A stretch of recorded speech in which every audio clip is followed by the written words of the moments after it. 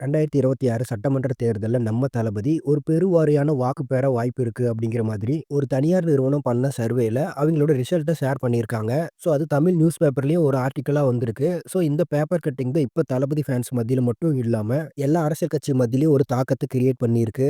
அதாவது என்ன survey result வந்திருக்குன்னு பார்த்தா, நம்ம தளபதியுடைய தாவேகா 95 முதல் 105 வரைக்கும், திமுக 75லிருந்து 85 வரைக்கும், அதிமுக 55லிருந்து 65 வரைக்கும், நாதாக்கா 5லிருந்து 10 தொகுதிகள் கைப்பற்ற வாய்ப்பு இருக்கு அப்படிங்கிற மாதிரி சொல்றாங்க.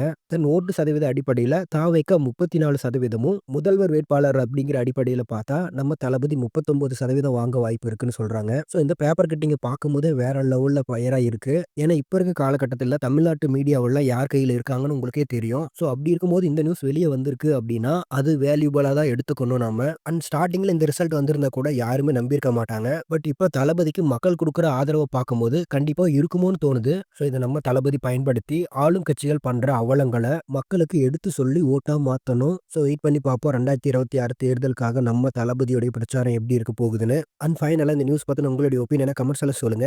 தென் இது மாதிரியே தளபதி பத்திர அப்டேட்ஸ்க்கு நம்ம சேனல மறக்காம சப்ஸ்கிரைப் பண்ணுங்க. Thank you friends.